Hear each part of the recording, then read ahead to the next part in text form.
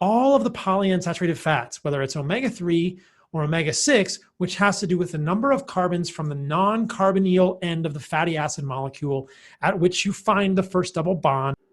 Carbonyl, a functional group composed of a carbon atom double bonded to an oxygen atom, C equals O. This is icosapentaenoic acid. It's a 20 carbon. Every one of these branch points here is a carbon. It's a 20 carbon omega-3 fatty acid, meaning 3 carbons from the end of the molecule is where you find the first double bond. Here's linoleic acid. It's an 18 carbon omega-6. 6 carbons from the end of the molecule is where you find the double bond. Study of lipid peroxidation during an N3 fatty acid and vitamin E supplementation protocol. Lipid peroxidation during N3 fatty acid and vitamin E supplementation in humans. I've talked about this one before. This is an article showing that when you over-supplement omega-3s, you get lipid peroxidation. That's a bad thing. You do not want to see increases in lipid peroxidation. The results demonstrate that supplementing the diet with N3 fatty acids, omega-3 fatty acids, resulted in an increase in lipid peroxidation as measured by plasma MDA malondialdehyde release and lipid peroxide products, which was not suppressed by vitamin E supplementation. You do not want to supplement your diet with omega-3s in excess. If you're getting omega-3s from fish, fine. Don't take a fish oil for a lot of the reasons that I'm going to talk about right now. So if we look at this next article, which is very fascinating, you will see that there is pretty good evidence that in these fish oil supplements, you have a real problem with peroxidation. So in this article, determination of lipid oxidation products in vegetable oils and marine omega-3 supplements. Very interesting. What you find is that the contents of hydroperoxides and alkenols, which I'm going to explain in a moment, in omega-3 supplements are higher than in vegetable oils.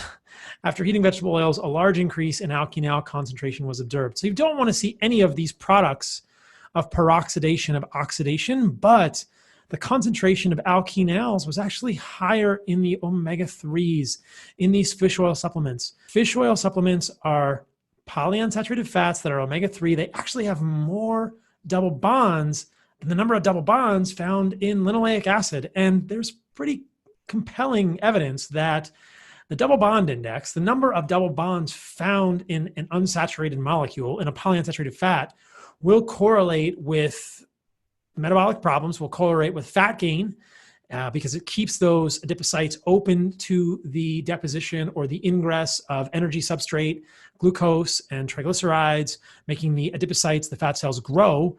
This is a Chinese study of soybean oil versus weight gain, in which they gave people diets that were low, medium, and high in soybean oil, and the people that had the highest amount of soybean oil in their diet lost the least weight.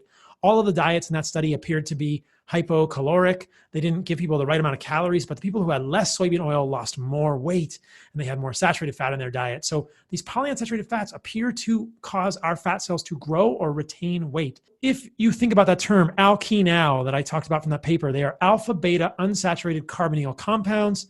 This is the carbonyl group, the oxygen double bonded to a carbon, and you have an alpha and a beta carbon here. This unsaturation is the double bond. That is why molecules are called polyunsaturated or monounsaturated, the number of double bonds between the carbons. So this is an alpha beta unsaturated carbonyl is an alkenol. Now, the problem with alkenols is that they're very susceptible to peroxidation, to reactions which make them damaging to our body. Hydroperoxides are the other thing that was talked about in that last article with the omega-3 fatty acids in fish, and they are shown here. It is an R group, which is an organic molecule composed of a variety of carbons. OOH, ROOH is a peroxide or a hydroperoxide molecule. So you don't want these to happen in fish oil supplements, and they're pretty high in fish oil supplements when they're checked because these are very unstable molecules. Let's go back to EPA, icosapentaenoic acid. Look at all the double bonds here, you guys. There's a double bond here, here, here, here. There's 5 double bonds. There's 5 double bonds. So this is a real problem. There's double bonds at 5, 8, 11, 14, and 17 carbons. That's going to cause a lot of places where you can form these alpha beta unsaturated carbonyls. these hydroperoxides. And so why is this a problem? Because this leads to lipid peroxidation. Here's an unsaturated lipid right here. That looks a lot like something that you could see on maybe a molecule like linoleic acid or eicosapentaenoic acid. And it has a double bond. And if the double bond comes into contact with this hydroxyl radical, you get this lipid radical. The lipid radical undergoes propagation, and you get this lipid peroxyl radical, and you get a lipid peroxide. The idea with this concept, with this paradigm, is that the more unsaturations you have in a lipid molecule, the more it is going to signal your adipocytes, whether they be visceral or subcutaneous, to remain open to growing. And that's not a good thing. You don't want your adipocytes to grow. And so, as I showed you guys last time in the Chinese study, when you have more polyunsaturated fats with soybean oil, you lose less weight. We see this also in mice, and there are some really striking studies to show this. And this biology is conserved between species, because as you'll hear me talk about in the podcast with Brad, this is the mitochondrial electron transport chain. This is conserved all the way down to C. elegans. Mice studies are probably pretty relevant here, and we do see this mirrored a lot of times in humans. Pretty interesting study. This one was actually looking at the long-term effects of dietary fat supplementation on tissue composition and lifespan. They didn't find any differences in lifespan. What they did find was when they gave the mice more polyunsaturated fats as omega-3s versus omega-6s, you can see the graph of the weights here. Now, this is actually a pretty hard graph to read, so I'm going to borrow this from Peter at Hyperlipid. So this is the same graphic, and you can see we have this line. Peter's drawn these lines for us. The red line is omega-3s. That's the top line. They got the fattest. The bottom line, the middle line is omega-6s, and the bottom line is more saturated fats. So which group gets the fattest? The omega-3s. Which group gets intermediate? Omega-6s. Which group gets the least fat? Saturated fat.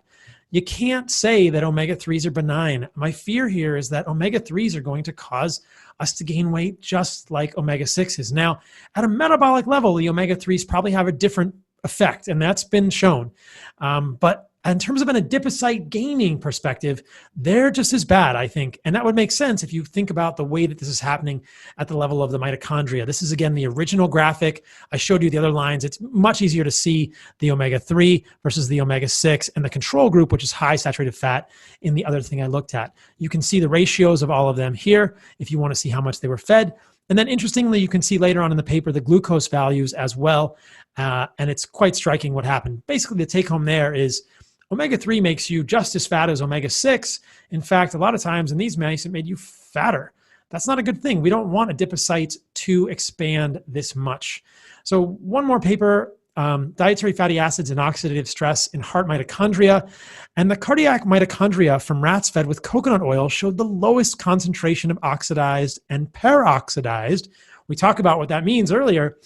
Lipids. The fish oil diet leads to the highest oxidative stress in cardiac mitochondria, an effect that could be partially prevented by the antioxidant probucol.